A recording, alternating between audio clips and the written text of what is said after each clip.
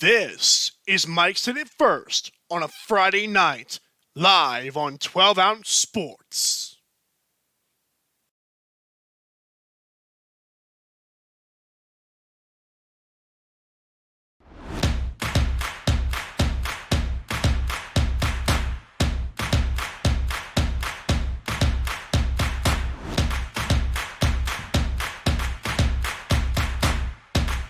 Drink Aid, ready for distribution worldwide.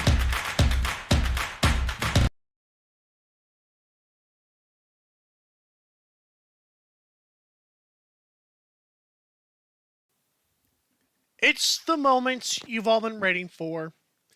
It is Friday, May 15th, 2020, at 10:02 p.m. Eastern Standard Time.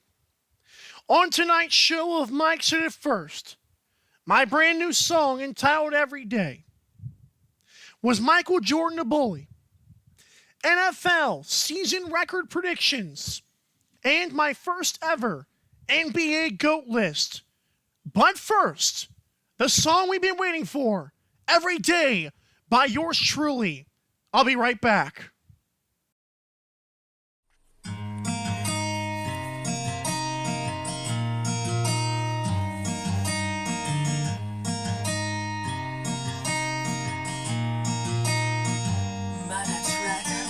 I'm not good at writing love songs. For you, I would write another one.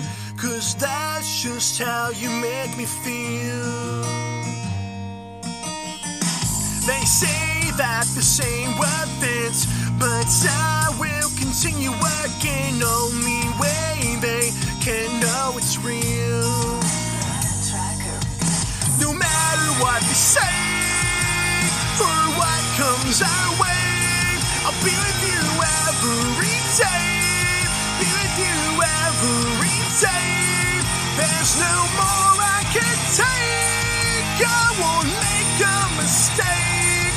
I will cherish you every day. Life goes on, we get better. My love for you is deeper. If you fall, I'll pick you up off the ground. And don't worry about the naysayers. They will all become believers. We will be one sound. No matter what they say or what comes our way, I'll be with you every day. Be with you every day. There's no more I can take. I won't make a mistake. I will cherish you every day. Let's go on without them negative things on will bring us closer. So I'll fight to go on with you by my side through the fire. Now I've succumbed, and now ain't nothing will be in our way. Every day, I'm not good at writing love songs. For you, I will write another one. 'Cause that's just how you make me feel. No matter what you say or what comes our way, I'll be with you every day. Be with you every day. There's no more I can take. I won't make a mistake. I will cherish you every day. Every day we keep moving forward. Every day growing so much closer. I'll cherish you every day.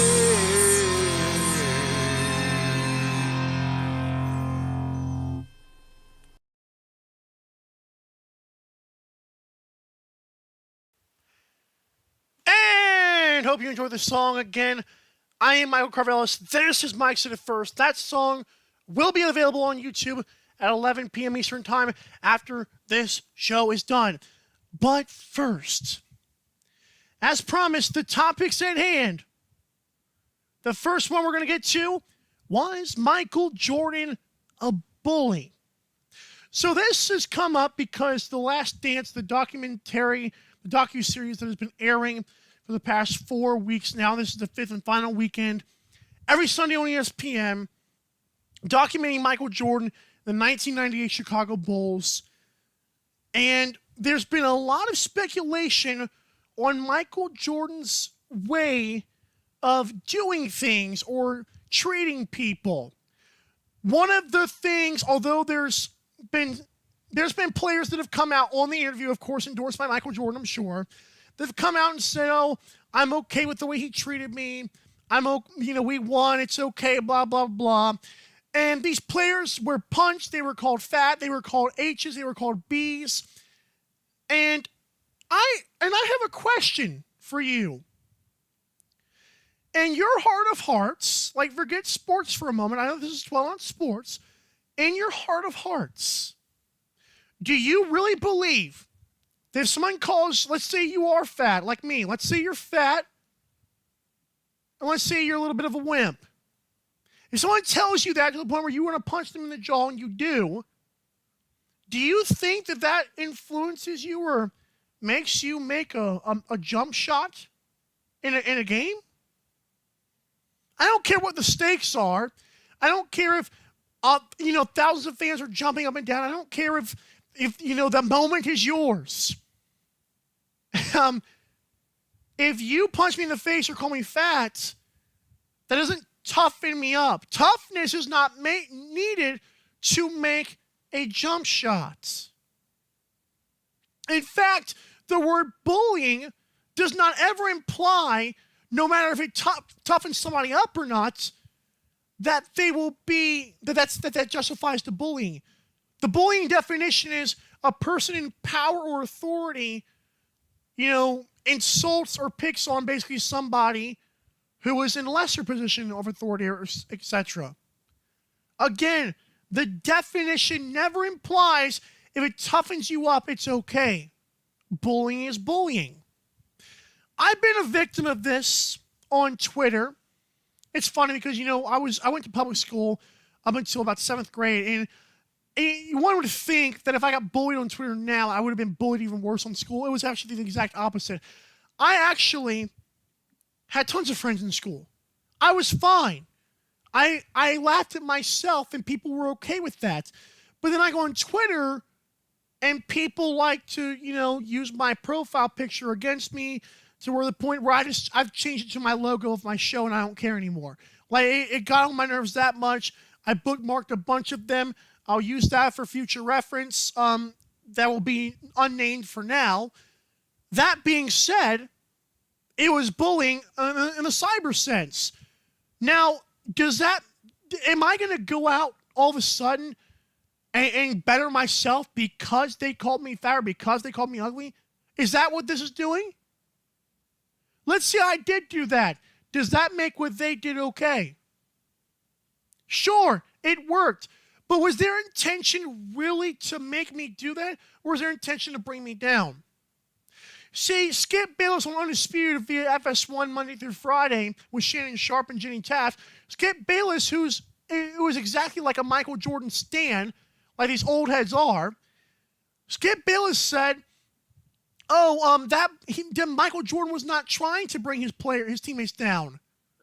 Oh, is that why he only did it to the little guys? I mean, it's right in front of your faces. Like, Shannon Sharp has been awesome with saying that Michael Jordan was a bully and that some players take offense to that. Just because you made a jump shot in Game 3 or Game 5 or whatever does not mean that what he did to you is okay. Some guys can take it more than others, no matter the size. But to act like that leadership, it can be equated to what Michael Jordan did in 100% of the ways that he did it is simply false and against the definition. Now, if you want to find another word in the dictionary for what Michael Jordan did, fine, justify it that way. But to use the term bully and act like that Jordan never bullied anybody is complete ignorance. At the end of the day, it's sports. I've been told, well, you never played a team sport. You don't know. You know what? Actually, I do know. Because even when I'm playing basketball with buddies outside, there are certain guys that try to get in your face. And I don't appreciate that. Even if they're on your own team, they'll try to get in your face. I'm not the guy who appreciates that. Call me soft, if you will. I actually play better when people are hyping me up. I play better when people are giving me motivation. Motivation is not shoving me or calling me fat or calling me slow or telling me, hey, you made a dumb play. It's saying, hey, we're going to get better, next play mentality. That's what I am okay with. Sure, it worked with some people. Sure, Steve Kerr thinks it's okay. Scott Burrell, whatever his name is, thinks it's okay, and that's fine. But those tactics are still bullying. It's not my definition, it's Webster's dictionary definition. Again, just because somebody picked on you does not mean you're going to make a jump shot in a basketball game. It's sports. Keep it in context. I have never on this show released a GOAT rank, a greatest of all time. See, people do this thing where they rank the top 10 best basketball players ever. You see LeBron, you see Jordan, some say Kobe, mostly because he died, but that's okay. They say Bill Russell because of his 11 championships. And I'm here to tell you my first ever top 10 GOAT ranking. And it is as follows. In fact, I got a little list for you right here. Weep, baby. Weep, if you will. The top 10 greatest NBA players ever. You'll notice my top 5. I know this is completely taboo. I know that Michael Jordan's got to be 1 or 2 for everybody out there, except for me. I have always been on Twitter and social media in general, and even in life, in person, saying LeBron James is the best player ever. When doing this list and doing research on stats and watching endless videos on YouTube of players and their highlights and stuff that they did, and looking at their accomplishments, I nearly convinced myself to put Wilt Chamberlain as my official GOAT. I want to get my criteria for the word GOAT because it seems that this word is thrown around a lot, and it seems that people don't always have the same definition. My definition is A, does not need championships, although championships are a big boost. 2, or B, it means that the player, based on ability, can probably beat the player below him. 3, endurance and durability is a thing. So if you lasted only 5 years, sorry, Derrick Rose, like you've lasted a while now, but Derrick Rose would not be up there, but he's one of the best point guards I've ever seen. So if you lasted 10, 12, 15, 17 years, you're incredible to me, and that means more. Greatest of all time. Greatest, you're skilled, you're awesome. Of all time means you're everything you've done. It doesn't just mean championships. So LeBron's number 1. Why? That's a good question. I don't look at it as 3 and 6. I'm not even going to get into that whole argument about championships. My thing is LeBron does have 3 rings. LeBron has been to 9 championships. LeBron has a jumper. LeBron can dunk. He can lay up. He is one of the greatest passers ever. He can rebound. He can steal. He can chase down block. He can block. He can defend. He's a great teammate, although I don't really get into the intangibles too much. Although I think if you bring it every night, that does say something. Like, if you're just taking a season, we can tell, come on, like Steph Curry sitting out an entire year. If LeBron had done that for an injury, I respect LeBron more for playing through his groin injury when the team was not very good last season. I respect him more because of that. However, Does LeBron have flaws? Yeah. Flaws? Yeah. 2011 NBA Finals, although I do believe that was one of the best runs in NBA history with the Mavericks. They took out the Lakers. They took out the Thunder, who were in the finals the next year. They played team defense, and they were coached by Rick Carlisle, and they had Dirk Nowitzki, who scored 30,000 career points. That's an impressive. I mean, I know it's not like a great team per se, but they meshed together and they went on a great run, and that just happens. Okay. That being said, LeBron wasn't great, but LeBron James 2007. He played the San Antonio Spurs, who were already a bona fide dynasty, and LeBron drags Mo Williams, Zydrunas Ilgauskas, Devontae Parker to the NBA Finals and gets swept. And I'm okay with that. I believe he lost to a better team, but he was the better individual despite, what is it, year 2 or 3 he was in, for crying in the sink? LeBron James is going to go down in the top 10, I believe, statistical-wise, of points, rebounds, and assists. He's going to have a higher field goal percentage than a lot of guys. He's going to have a higher three-point percentage than a lot of guys. The dude just gets better, and it's come to the point where all we talk about is his free throw percentage because he threatens one Michael Jordan. But LeBron James is probably the second best athlete on this list. Now, I was looking at a very in-depth video I may tweet out later on the link of. This video was about Wilt Chamberlain and some of the myths that were in the NBA. So one of the myths was that the competition was not as good back then. And while that is true almost to a point, I had never known there were, I mean, I guess I could have figured it out, but there were, it was news to me there were 82 games still in the 1960s, which is incredible. Because when there's only 8 teams, it means you played Bill Russell, supposedly the best player that's over you, 11 times. So it's like if LeBron James would play, Kevin Durant 11 times in a season, or Kawhi Leonard 11 times. Like if the Lakers played the Clippers 11 or 12 times in a season, that was what Wilt Chamberlain had to do. Bill Russell, in an interview I saw, gets on and he's asked about Wilt Chamberlain. He says, the best part about it is I couldn't defend him the same way twice. Wilt Chamberlain could jump. He could run very fast for a 7'2" guy. He was extremely powerful, and he has so much records. Another myth that was debunked in that video, and this is not just a random video. I thought this video was very well thought out and very well done. I will probably link out the video later on after the show is done.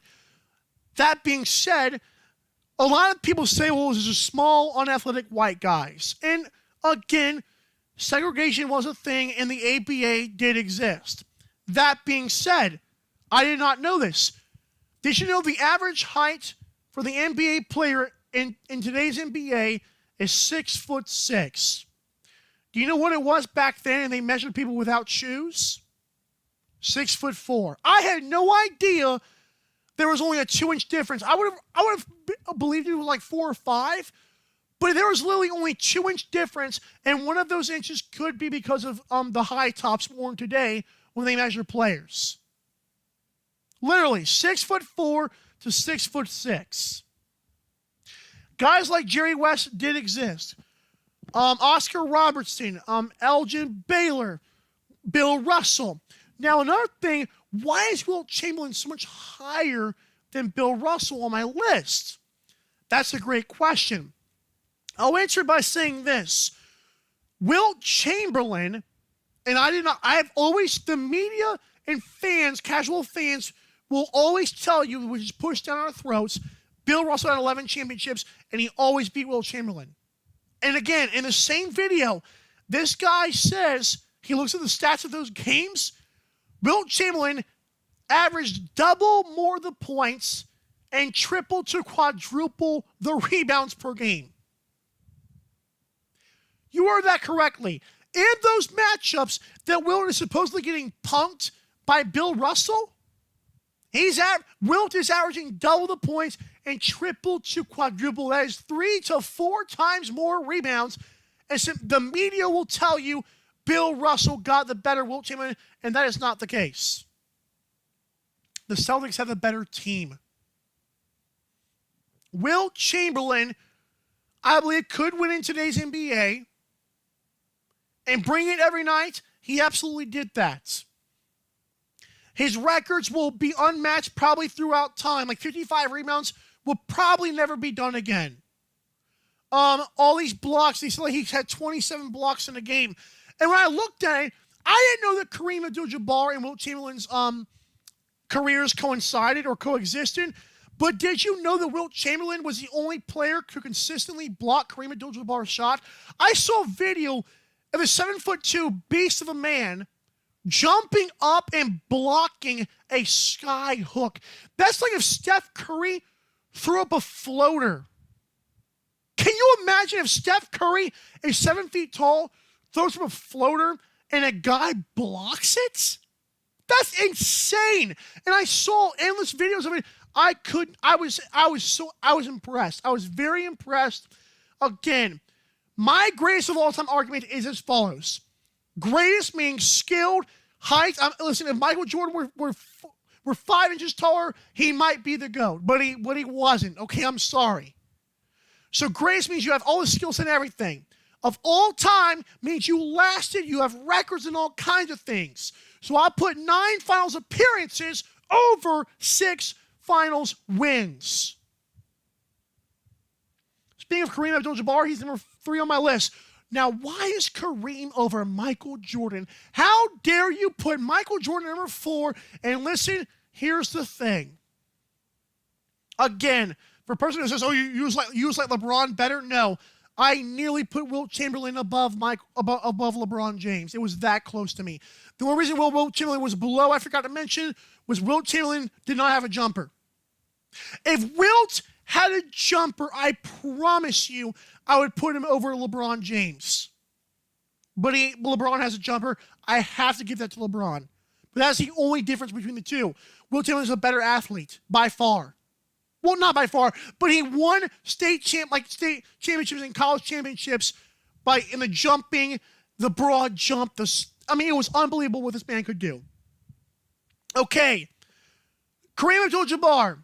Listen, I would put him below Michael Jordan, and I would actually put him at number 2. Here's 2 things why Kareem is above and below, Michael Jordan and below the 2 guys in front. The reason why he's above Michael Jordan, the points and the rebounds and the unstoppable shot. I'm not saying Michael Jordan could possibly cook, Kareem Abdul-Jabbar. Excuse me, but that might be depending on who gets the ball first. And that could be a thing. Like some of these matchups on here, I'm looking at this list right now, would be if whoever got the ball first, if it was make it, take it for crying out loud. That being said, that points record may only be touched by LeBron James. Kareem Abdul-Jabbar did this for like 20 years. He won 5 rings. Now, the reason why Kareem is probably below the 2 guys in front, number 1, he wasn't as athletic. Like, Wilt Chamberlain and LeBron James are beasts, and they can bring the ball to the floor. Kareem was more of a catch, guy and handoff guy and, back into a guy and sky hook it, which is great. It worked. But Kareem, out of 5 NBA championships, I never knew this. Kareem had only 2 Finals MVPs. And again, if I'm looking at deciding factors of my top 10 list, the littlest things are probably going to make this thing work. Which brings me to number 4, Michael Jordan. Do I believe Michael Jordan is an incredible player? Absolutely. Like, you cannot deny Jordan was incredible. Like, he was the first real guy to just bring it since, of course, Wilt Chamberlain, for crying out loud, if you watch his videos. But Michael Jordan, the competitive spirit, was unmatched for a while. I'm one of the guys who I do not believe just because he was 6-0 with 6 Finals MVPs that meant nobody. Like, to me, like Draymond Green, Giannis Antetokounmpo, Russell Westbrook. If you think those guys don't want to win just as much, you're an idiot. Like, you can't, just because this guy was 6-0 does not mean, he wanted to win more than anybody. That's not true. Kobe context and circumstances matter, and I believe Michael Jordan was incredible. He was great, but please do not act like this guy's the only person who's ever wanted to win. Like, that's just stupid. Like, oh, well, he's competitive in spirit and leadership. No, stop that. He brought it every night, and that is awesome. That's why I love Russell Westbrook so much. But don't act like Michael Jordan's the only guy. As for Michael Jordan's accomplishments, 6 finals is amazing, especially being the best player on the team. But 2 things contributed to him being number 4. Number 1, why did you only play 14 years? But I don't want to hear, oh, well, I get it, his dad died, that's understandable. But LeBron James did not even have a father. And I'm not justifying that, Michael Jordan could not take time off because it really hurt him. I'm saying Michael Jordan had 6 finals runs. What about the other 8 years, man? I don't want to hear the other stuff about Michael Jordan. Don't give me excuses. Tell me why he didn't last as long. Oh, well, he played college. Well, I'm sorry if LeBron could come out of college, could skip college, and Michael Jordan couldn't. Another thing, if the three-point shot, if Michael Jordan could have been a good three-point shooter, why didn't he do so? The three-point shot was actually a thing when Jordan entered the league. Why didn't he do it? He could have been the Steph Curry. He wasn't. It's not my fault if Jordan did that. It's his fault. He was incredible. But the 3 guys in front of him, it's not like it's a terrible, outlandish thing to say. Wilt Chamberlain, possibly the greatest athlete ever, LeBron James, and Kareem with the scoring. Talk about scoring title. Kareem had 5 NBA titles. The scoring, he has 30,000 career, or 40,000, whatever it is, career points, and he has rebounds. And you're telling me Michael Jordan, come on now. That's not fair. Again, what is your GOAT argument? This is mine. Number 5, Magic Johnson. Magic would probably be higher than Jordan and maybe Kareem. But the guy, he got AIDS. And again, I'm not going to sit there and say, well, if he didn't get AIDS, because that's just impossible to say. We have no idea what would have happened about Magic Johnson. All we know is that he was a great 6'7" point guard, running gun Lakers, pass it, rebound it, score it. He was incredible. He really was incredible. But Magic also had teammates, and he also didn't last as long. So I have to put him at number 5. But he's still one of the greatest players ever. Number 6, Kobe Bryant. Now, why is Kobe so low? One, I'm not going to get into the whole thing about him passing away. That was terrible. But he was basically Michael Jordan, but a lesser version.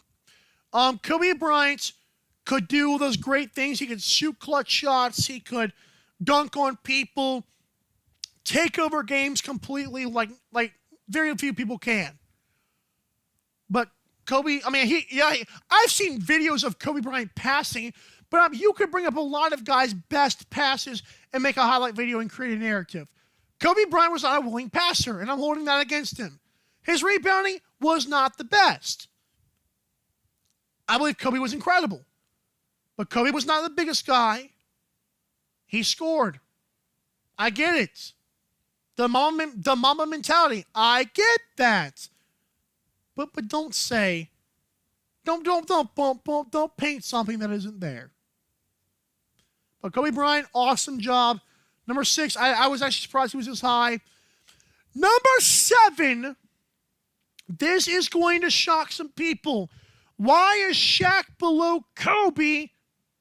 Why is Shaq so high? Okay, so Shaquille O'Neal, one of the most dominant players in the NBA history outside of Wilt Chamberlain and maybe a few other guys. This guy could not be stopped. He was huge, but not just huge, he was also very strong. Sometimes when you're big and fluffy, it doesn't make you strong. Shaq was muscle. He also he was a dominant force. So you can't say anything else about Shaq that hasn't already been said. Shaquille O'Neal, although he did win the 3 finals MVPs, or 2, or whatever it was, Kobe did it by himself later on. And that has to be said. Now, I believe Kobe was a better player anyways, but I believe Kobe Bryant, if Shaq could run, it'd be over. He might be the top one. He might be number 1 as well. But Shaq did not have a consistent jumper, and he could not run. I would take Kobe over Shaq, but again, it might depend on who gets the ball first. I'll take Kobe because he won the finals afterwards, but Shaq is right there at 6B if you want to. Number 8, Bill Russell. Now, this guy, for 2 reasons, he's this high, and he's also that low. Now, I know that he beat Wilt Chamberlain, but as I mentioned before, Wilt Chamberlain got the better of him, and I did not even realize that because the media tells you something totally different, but the stats show Wilt Chamberlain got him pretty good. But Bill Russell did win 11 rings. And although, again, it was only 8 teams, but it passed my mind, and it's never told by the media, that they played 11 or 12 times a year against Wilt Chamberlains of the world. That has to be a thing. What if he lost all those games? He wouldn't have won the finals 11 times. Well, they won. And the fact that he lasted so long, I'll give it to him. As he got 11 finals. He also was a guy who could grab 50 rebounds in a game. Again, a feat that might never be accomplished again. Pure size. I believe his passing was good, but his passing was more of a handoff kind of thing. Wilt Chamberlain could pass it better than Bill Russell. That's why the two are probably swapped on this list. Number 9, white people. I'm kidding. Let me shut up. 9 is Larry Bird. There were 2 things about this I want to talk about. Number 1, the guy's versatility was incredible. He was fast. He could make awesome shots. He could pass. He was good. Okay. But Larry Bird also, if it wasn't white, might not be in people's top 5. As a white person, I feel like I can say that. And I'm not just here to bring race into the basketball issue, but I feel like Larry Bird might have been given a little bit more credit than he was due. I mean, he's obviously top 10, but I wouldn't go any higher than this because I feel like more talented guys have played, and maybe it's just skin complexion, but Larry Bird just wasn't as athletic as those guys, in my opinion. And number 10, Oscar Robertson. Oscar Robertson, if you look at the film back then, a lot of guys had broken jumpers, like they didn't know how to shoot, and rightfully so because they had no film to look at. But Oscar Robertson had a very clean jumper. King of triple-doubles, obviously, which is incredible, a feat that can only maybe be accomplished by Russell Westbrook if he lasts that long. I hope he does, and I believe he will. But Oscar Robertson's triple-doubles are in a league of their own, like 130 plus of them, I believe. He could score, pass, rebound, do it all, but he was a bit undersized, and that's why he's number 10 to me. And there you have it, my top 10 greatest NBA players ever. All right, when I come back, it's time to talk about the NFL records for the season. What's going to happen? Who wins? The Browns make the playoffs? Can the Cowboys win the NFC East? Will the Buccaneers win the NFC South? Are 49ers going to relapse or are they going to get better? Chiefs, Ravens. Oh, it's going down. It's going down! But first, a word from weight loss.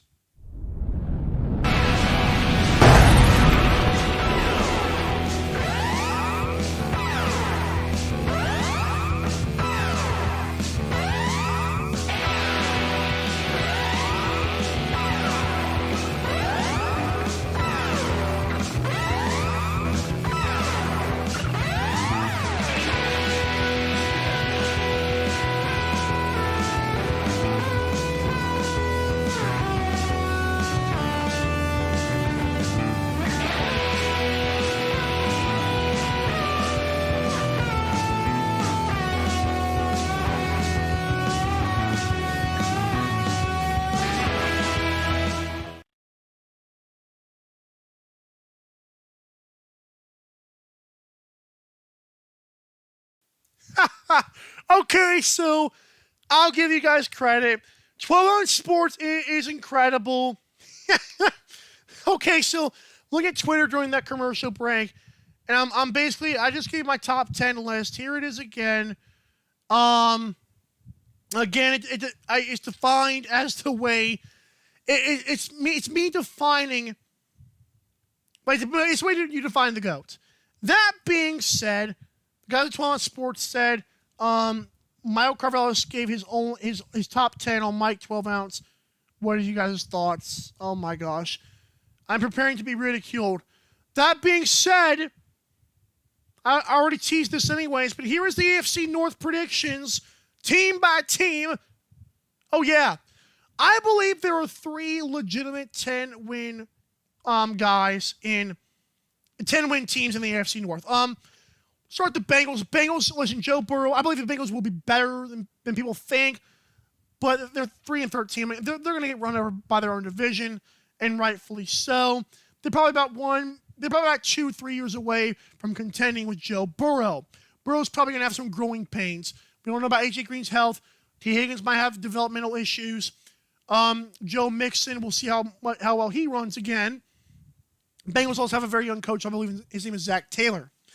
But Bengals, obviously, 3-13. Again, 1-5 in their division. I'm sorry. Number 4, the Cleveland Browns. I believe this team could win more games if it wasn't for Kevin Stefanski being their head coach. They picked up Kevin Stefanski, the former offensive coordinator for the Minnesota Vikings. And honestly, I believe that the Browns, I hope that they got a good hire here, because this guy who had an offensive line with the Vikings who got punked by the 49ers defensive line, I hope he can work with the Browns offensive line. But I still believe the Browns are a 10-win team. I'm not going to tell you guys if they make the playoffs yet, but I believe they're going to be very close. Obviously at 10-6. I believe Baker Mayfield will play better this year. Nick Chubb, Kareem Hunt, the tight ends that they have, Austin Hooper, who's incredible to me. But let's say David Njoku is still not playing that great. Austin Hooper is a receiving machine. Jarvis Landry, they might trade Odell Beckham Jr. We'll see. But my goodness. Pittsburgh Steelers, 12-4.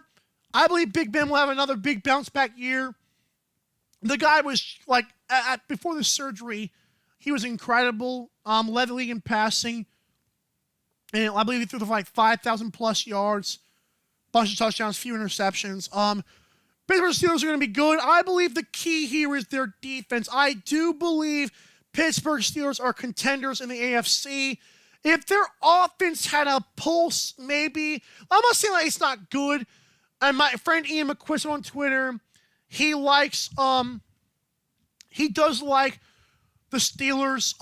And I know him in real. I don't know why I said Twitter, but I know him in real life too. But Ian McQuiston believes Deontay Johnson is going to be great. Has 1,000 yards, which is really good. I believe personally Juju will bounce back. I like their running back core, James Conner, Jalen Samuels, and Benny Snell, who I loved coming out of Kentucky. But I believe their defense is the key here. This team is poised. If they do well this year, their defense will be unreal. I believe they're going to be one of the top 5 defenses in the NFL. Number 1, the Baltimore Ravens. I believe Ravens will contend with the number 1 seed in the AFC, with obviously the Chiefs. Lamar Jackson will get better passing the football, which is scary. They got J.K. Dobbins in the draft. They got the linebacker. I forget which one, if it was Kenneth Murray or Patrick Queen. I believe it was, might have been Patrick Queen, but one of those linebackers they got in the first round. J.K. Dobbins, who I loved out of Ohio State. They still have Mark Ingram. Mark Andrews, the tight end. They've got Hollywood Brown. This team is stacked, and Ravens are going to be fine again. AFC South. I believe the Colts win this division by the skin of their teeth. First off, the number 4 in the division will be the Jacksonville Jaguars at 1-15. I could see the Jaguars going 2-14, maybe 4-12, but I believe the Jaguars. I love Gardner Minshew. I like Leonard Fournette, but Doug Marrone should have been fired in my opinion. The guy is not a great coach to me. They're trying to build their defense back up, and rightfully so. I just don't know this team can contend. I believe AFC South has a lot of good teams that can beat them, which is why they go 0-6 in their division. I mean, this could be like an outlandish thing. I believe like Jaguars could go, like I said, 3-13, 4-12. But I just don't see them winning a lot of games this year, if three for that matter. Number 3, Houston Texans. I could have gone higher. But listen, Bill O'Brien is sabotaging Deshaun Watson. I think Deshaun Watson is going to... If they win 8 games, it might be because of him. Now, they did get a slight running game last year. Late last year. Not sure how much I can trust that. But I believe Texans will actually have the second best division record. I believe the Texans are 8-8, 9-7 kind of team. Maybe 10-6 if Deshaun Watson is nuts. But I believe the Texans are going to be really kind of up and down this year, and it's all because of Deshaun Watson and in spite of Bill O'Brien. Number 2, 5-1 in the division. Tennessee Titans will go 10-6. I know this is not sexy. I know Titans could win the division, but the Colts are improved. The Texans still have Deshaun Watson for what it's worth. I believe Derrick Henry, hopefully these wheels don't start falling off. I'm not saying that they will, but I'm just saying, I believe Adam Humphries is a good wide receiver. Corey Davis, they have him. Ryan Tannehill, is the main question to me. Is Ryan Tannehill going to keep playing well? Now, Mike Vrabel is an excellent coach. I just believe this division will be tougher than people think it will. And I believe the Titans will have a really good season, just not a great season like everybody might think they will. And plus their home field advantage. I'm sorry, Titans don't have a home field advantage. I'm just saying. Number 1, I'm not being biased. The first 8 games in our schedule, I was finding ways. I think like 7 different scenarios on playoffpredictors.com. Great website to predict the season. I honest to God thought, I was trying to find ways for the Colts not to go 8-0, and it was very hard for me to do. So I think they go like 6-2, 7-1 the first 8 games. They will struggle through the last half. But the first 8 games is the key. Colts will play well. They will escape the AFC South 11-5. The AFC East, I believe the Patriots will do okay, but I'm going to get to them in just a little bit. Number 4, the Miami Dolphins. I'm not sure when they're going to play Tua. I like Ryan Fitzpatrick. I also like the way the Dolphins played late last season. But make no mistake, they still have a long ways to go. I was not the biggest fan of their draft. They have like a bunch of picks. I wasn't the biggest fan of that, of the way they drafted. I love Tua. Again, I don't know when he's going to start. Number 3, the New York Jets. I love Sam Darnold. Le'Veon Bell still exists, and I believe they have another running back they just signed. I don't know why I'm forgetting that right now. They also have Jamal Adams, who's also in cahoots with the front office. Jets teams could be pretty good, but they got rid of Robbie Anderson, and I'm not a fan of Adam Gase. 6-10 is the Jets for me. Number 2, the Patriots. I believe New England will shock people with their record. I believe they win anywhere from 8 games to 11 if we're talking like Jarrett Stidham just blows up. I believe Bill Belichick is the key, and I believe Jarrett Stidham has been working hard behind the scenes. I am not a fan of Jarrett Stidham. I just believe Bill Belichick could make this work, as could, of course, Josh McDaniels. They made it work with a beat-up Tom Brady last year. How could they not make it work with Jarrett Stidham? They're going to be okay. Number 1, the Buffalo Bills, okay?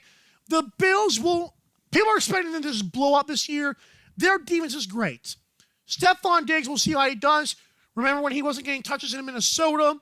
He threw a hissy fit. Devin Singletary's a good running back. We don't know if he's going to do better in year 2 or worse or the same. They also have Josh Allen. I'm not the biggest fan. Sorry. But 11-5 is still incredible. AFC West will be interesting. Number 4, I have the Chargers at 2-14. Listen, their defense is nice. They get Derwin James back. They have They have Joey Bosa. They've got a really good defense, okay? I believe Melvin Ingram's still there. On offense, Austin Eckler is not Melvin Gordon, but he's serviceable. Keenan Allen and Mike Williams still exist. That being said, I like Tyrod Taylor. But I think he might start the entire season. But Chargers just don't have good enough. They don't have enough consistency. Anthony Lynn is a decent coach. I believe he might be fired after this year or halfway through. Because one, he's black, and I'm not going to get into that. But number two, because Anthony Lynn, I believe, has had some teams and hasn't done squat with them. Number three, the Las Vegas Raiders, for crying in the sink. Cannot stand that name. Raiders will go 5-11. I believe John Gruden will have some growing pains this year as the Raiders get their guys. They drafted Henry Ruggs. They drafted a lot of questionable guys, but they're obviously building a culture that Mike Mayock, scout expert, for crying out loud, and John Gruden like. Not sure what that is. And they kept Derek Carr. I'm okay with that. Derek Carr had a decent season last year. Number two, the Denver Broncos. I believe this team is 1 year away from actually competing. And I do believe in about week 6, 7, or 8, the Broncos could actually be leading this division.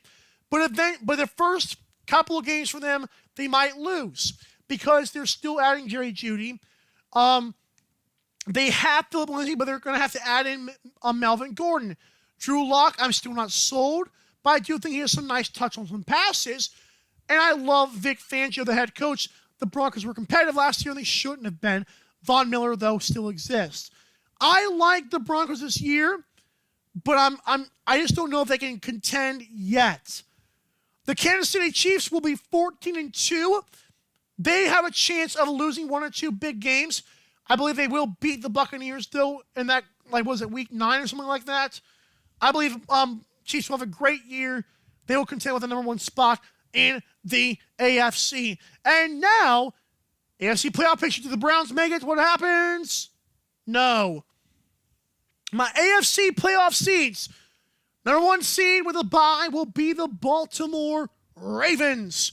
Number 2, Chiefs. Number 3, the Bills. Number 4, the Colts, for crying out. The Colts! How could I do that to my Indianapolis Colts? I'm sorry, my friends. But there's your divisional winners. Number 5, with a wild card number 1, the Steelers. Number 6, the Titans. Number 7, the Broncos. And Browns missed the playoffs at 10-6. After a word from Lexington Law, I'll have the NFC, and then later on, we'll talk Super Bowl. But first, commercial break.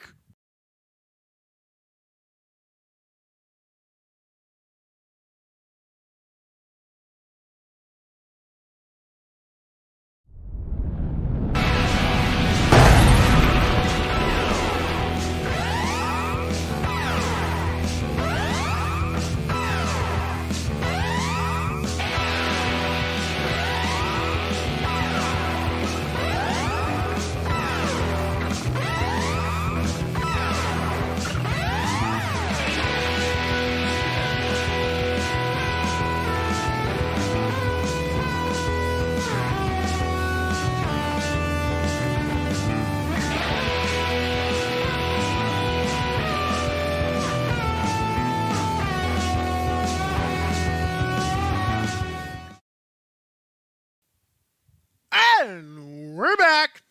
Okay, NFC time. NFC North.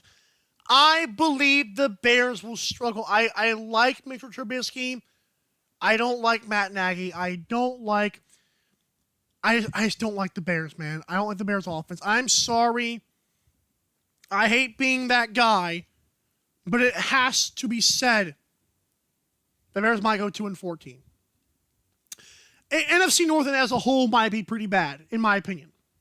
Number 3, the Detroit Lions will go 5-11. They will get some nice wins in the division, 2-4 to be exact. But again, the Detroit Lions are just, Matt Stafford. I'm not saying he's going to fall off a cliff, but he is getting old, which is weird. I remember watching him as like a 10-year-old, and now he's getting to late stages of his career, which is incredible. They still have Kenny Golladay, who's an electric wide receiver. I'm not sure who their running back is. They drafted A.J. Dillon from Boston College. I still like Kerryon Johnson, but hey, Maybe they're going in a different direction. Matt Patricia, we'll see how he coaches that defense more and more. We'll see. Number 2, the Vikings. I believe Vikings will struggle this year. I like Adam Thielen. I like Dalvin Cook. But Dalvin Cook has injury issues. That might be a thing again this year. Kirk Cousins, the door's closing, my guy. Are you very good? Not really. We'll see what they do. Defense lost a lot of key pieces. We'll see. Number 1, because they get lucky with the division being so trash, I believe the Packers win the NFC North. They will struggle this year. I do believe that. I like Aaron Rodgers. He just had a quote that Field Yates talked about. We're going to just pull it up real quick. Aaron Rodgers on the Packers taking Jordan Love. The general reaction at first was surprise, like many people. Not going to say I was thrilled by the pick necessarily, but I understand the organization is not thinking just about the present, but the future, and I respect that. So again, keywords for me, at first it was a surprise. I wasn't thrilled by the pick necessarily, but okay. That shows me Matt LaFleur and him might be in a little bit, elbow bumping contest. I do believe Aaron Jones will be good again. Alan Lazard will see. I mean, who steps up for the Packers offense? We're not sure. Zarius Smith on the defensive line, and the Smith guys will get up there. Just not sure if the Packers are very competitive this year. NFC South, here we go. Okay. Excuse me again. I believe the Panthers will be the scum of this division. It's not even their fault. They will go 3-13. They will lose all 6 division games. The only game they could win is against the Falcons. Okay, even that's a stretch. Panthers are going to struggle with new head coach Matt Rule. The defense, they drafted a lot of nice defensive players, but their defense was still very bad last year. Christian McCaffrey just got paid. Was it too late? Who's their quarterback? Will it be Teddy Bridgewater? Maybe. Kyle Allen? Doubtful. Who's their guy? They're going to want to tank, rightfully so. I believe they will lose the game against the Redskins when Ron Rivera plays them, by the way, as the head coach of them. And is Cam Newton going to be the quarterback? That is so many things on that list that could go wrong, and it probably will go wrong in Carolina. Number 3, the Atlanta Falcons are 8-8. There are some scenarios that I did like 7 or 8 scenarios on playoffpredictors.com where actually I talked about, I just thought about, maybe the Falcons could be like a 10-11 win team. They could contend for the division title. I just don't know if they're ready yet, or I don't know if they're going to be ready. Dan Quinn, his days in Atlanta are numbered. Matt Ryan, the fans do not like him. I do. Fans do not. They have Julio. They have Calvin Ridley. Losing Austin Hooper was a problem to me. Their draft was not very good. They still have Todd Gurley injury prone, and they have Devontae Freeman also injury prone. I believe Falcons will actually have a decent year on offense, but I don't know their defense can contend. The offensive line, not sure how much better it'll be. Last year, Matt Ryan was visibly frustrated with it. Number 2, the Tampa Bay Buccaroos. That's right, the Buccaneers. I believe the Buccaneers will have some pains with Tom Brady. I mean, obviously, Bruce Arians is a great coach. Obviously, they have Mike Evans, one of the top 5 receivers in the NFL, maybe top 10. They've got Chris Godwin, another emerging star. They've got Cameron Brate. They signed Rob Gronkowski. I mean, what more do you want? They have an emerging defense, but the Saints exist. I do believe the Saints in week 1 will beat them. I believe the Saints will go on a big run this year with Alvin Kamara healthy, Michael Thomas still in his prime, Drew Brees. I do believe Drew Brees only played this year because Tom Brady played. I believe if Brady retired, Brees would have retired. But the Saints should win the division, and rightfully so. Again, Tom Brady was not very good with the Patriots. I don't care about his receivers. He wasn't very good, okay? NFC East. Yeah, I believe Cowboys will win the NFC East in Week 16. Redskins at 4-12. Again, Ron Rivera, the new coach. They have Chase Young now. They have a nice defense, but they also lost some pieces on defense. Who's their running back? Not sure. Who's their quarterback? Also not sure. It could be Dwayne Haskins. Could be Alex Smith. We don't know. Number 3, the Giants at 2-4. I believe the Giants could beat the Cowboys and the Redskins in the division, but that's close. Daniel Jones will, I believe, have a better year limiting turnovers. Saquon Barkley will be healthy. He came out today and says, I have something to prove, obviously. They have the wide receiver I always forget the name of, Darius Slayton, I believe his name is. They have Golden Tate back full strength and ready to go. Defense, suspect. Offensive line, also suspect. Although they did draft Andrew Thomas, we'll see how he does. I like the Giants. I love Joe Judge, the head coach. But what's going to happen here? I mean, come on. Number 2, the Eagles. They will go 4-2 in the division. Carson Wentz could be great again. But their defense still lacks. And their offense is still not great. Carson Wentz saved that team so much last year. Their injuries were a problem, which means they might have training issues. I'm sorry, that's a thing. I just don't know if Carson Wentz can play save the day again. And number 1, the Cowboys. Listen, Dak Prescott's contract, I get it. It's a problem. I believe the man is being greedy. I believe he will come to terms. Andy Dalton could still win this division. Close, but I believe he could still win the division at 9-7. Cowboys offense is going to be really good with Zeke getting better, hopefully this year. CeeDee Lamb is a nice guy. They've got Amari Cooper, Michael Gallup. I like the Cowboys, but Dak Prescott's got to man up quickly, or this thing could fall apart. NFC West, I believe the Rams will have to make a decision this year, either firing Sean McVay or moving on from Jared Goff. They should move on from Jared Goff, but we'll see. They'll finish 5-11. Number 3, the Arizona Cardinals. They'll go 6-10. I believe the NFC West will be their weakness, obviously with 5 of their 10 losses coming from the division. I love Kyler Murray. The Kenyon Drake will have another good year. DeAndre Hopkins will be fun to watch. I don't even believe Larry Fitzgerald is retired yet. And their defense drafted Isaiah Simmons, although it's still not the best defense. Cardinals will have a fun year. Excuse me.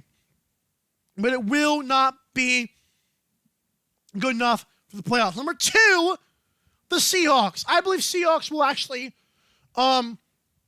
lose this division by week 16. I believe Russell Wilson will play great. There was rumors, by the way, that Russell Wilson was rumored to be traded to the Browns in 2018, but the Browns declined the trade, which is just stupid. Russell Wilson is an incredible quarterback, but I do believe that the 49ers have a very good chance of going undefeated. I believe they'll go 14-2.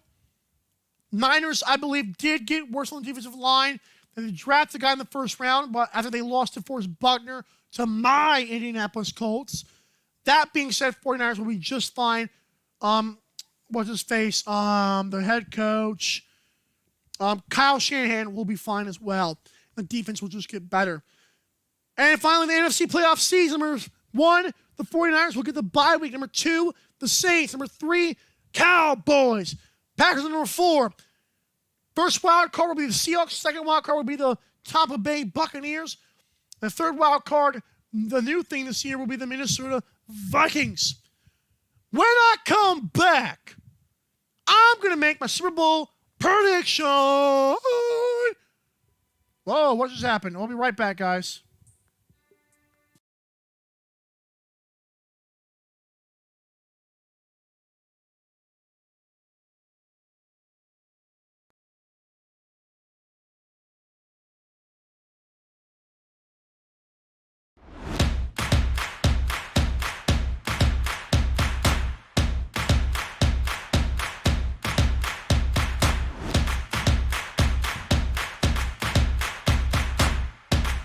Drinkade, ready for distribution worldwide.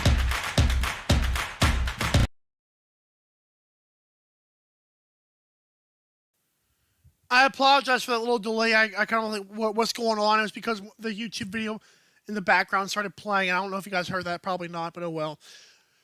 Our recap, if you have not heard, you may have, at 11 o'clock, by the way, right now on YouTube, my song should be debuting. Was Michael Jordan a bully? Yes. By the definition, yes. Number 3, my NFL season predictions. There's my AFC playoffs: Ravens, Chiefs, Bills, Colts, Steelers, Titans, Broncos, and of course, 49ers, Saints, Cowboys, Packers, Seahawks, Buccaneers, Vikings in the NFC. Also, here's my NBA GOAT list: LeBron, Wilt, Kareem, MJ, Magic, Kobe, Shaq, Bill Russell, Larry Bird, and Oscar Robertson. And now, my last topic. Sorry for going over tonight, but it's we had to do so. It's the Super Bowl. Bingo! I believe.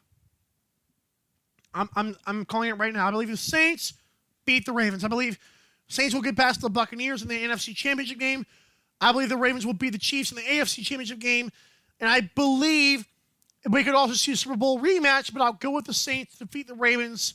It's very rare we see a Super Bowl rematch. If I had to choose a team that would go back, it would be the Kansas City Chiefs. But I'll pick the Ravens to go, Lamar Jackson to show up, but Drew Brees gets a win in the Super Bowl in his swan song. Y'all have a great one. In fact, y'all have a good one. This has been Mike Said It First. Have a good night, guys.